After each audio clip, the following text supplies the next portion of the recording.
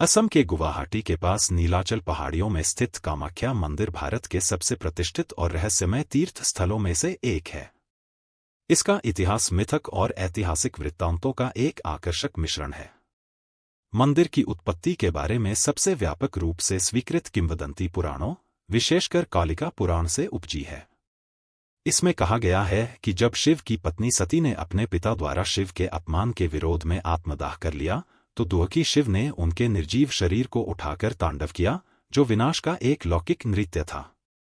शिव को शांत करने के लिए विष्णु ने अपने सुदर्शन चक्र से सती के शरीर को 51 भागों में विभाजित कर दिया। जैसे ही शरीर विघटित हुआ, उनकी योनि इस स्थान पर गिर गई, जिससे कामाख्या मंदिर का निर्माण हुआ। माना जाता है कि कामरूप राजाओं ने, जो अपनी तांत्रिक प्रवृत्ति के लिए जाने जाते हैं, मंदिर का संरक्षण किया था। 10वीं शताब्दी के आसपास रचित कालिका पुराण ने मंदिर की स्थिति को तांत्रिक केंद्र के रूप में और ऊंचा कर दिया।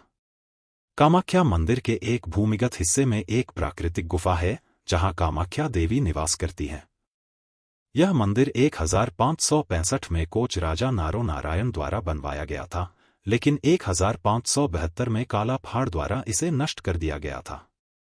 कोच हाजो के राजा चिलाराय ने बाद में इसका पुनर्निर्माण कराया। रहस्य से घिरा यह मंदिर शाक्त हिंदुओं के लिए सबसे पवित्र स्थानों में से एक माना जाता है। असम के गुवाहाटी में नीलाचल पहाड़ियों पर स्थित कामाख्या मंदिर के बारे में कई कहानियां हैं। यह तांत्रिक प्रथाओं के लिए एक प्रतिष्ठित केंद्र और सबसे पुराने शक्तिपीठों में से एक है। ऐसा माना जाता है कि कालचक्र तंत्र मार्ग की उत्पत्ति और समाप्ति यहीं होती है। वार्षिक अंबुबाची मेला देवी के मासिक धर्म चक्र का जश्न मनाता है। कामाख्या नाम का अर्थ है वह जो इच्छाओं को पूरा करती है। एक पहाड़ी पर स्थित मंदिर में उमाकमलेश्वर नामक एक प्राकृतिक झरना है, जिसे ब्रह्मपुत्र नदी का स्रोत माना जाता है।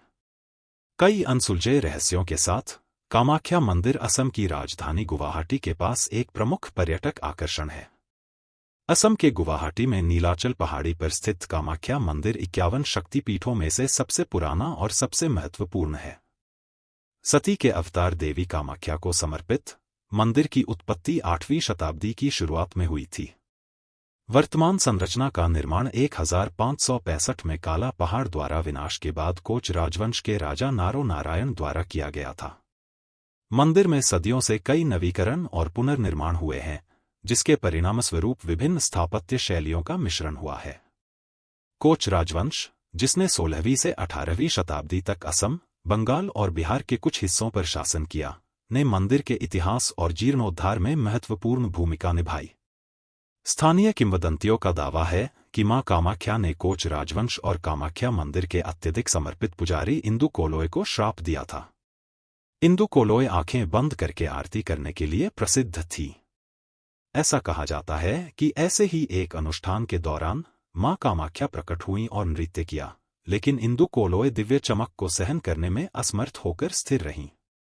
यह घटना, जहां इंदु कोलोय की रात्रि आरती के दौरान गर्भगृह के भीतर से पायल की आवाज सुनाई देती थी, कोच राजा के ध्यान में आई। राजा ने दैवीय घटना को देखने की मांग की, जिससे इंदु कोलोय को अनिच्छा से सहमत होने के लिए मजबूर होना पड़ा। हालांकि पुजारी ने गर्भगृह के बाहर से देवी के दर्शन करने पर जोर दिया। इस धोखे का पता चलने पर मां कामाख्या ने इंदु कोलोय का सिर काट दिया और राजा को अंधेपन का श्राप दे दिया।